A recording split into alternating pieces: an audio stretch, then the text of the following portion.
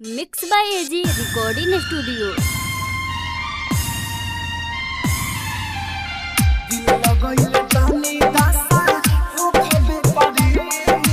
प्यार करेनी हद से ज्यादा तब काहे कहलू हमके भुला जा।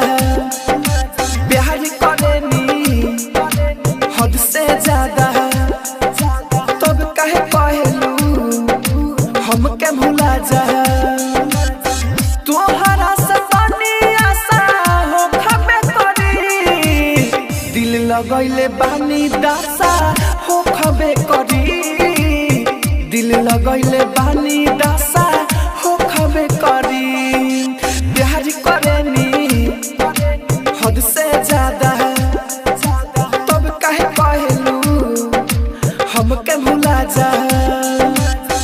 तोहरा से पानी आशा हो खबे करी दिल लगैले बानी दासा हो खबे करी दिल लगैले बानी दासा हो खबे करी। Mix by AG recording studio. दासा हो खबे करी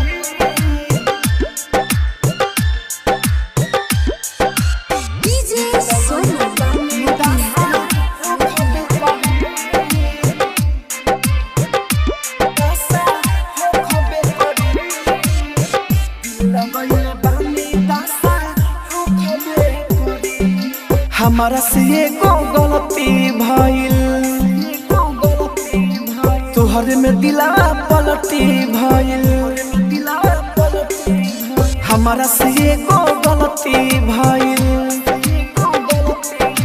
तोहरे में दिलवा पलटी भइल। तोहके देखेला नशा हो खबे करी दिल लगैले बानी दासा हो खबे करी दिल लगैले बानी दासा हो खबे करी। आप सुन रहे हैं एजी एंटरटेनमेंट की धमाकेदार प्रस्तुति।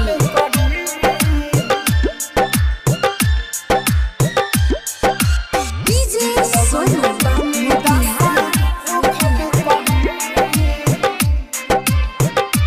दासा हो खबे करी दिल लगैले बानी दासा हो खबे करी।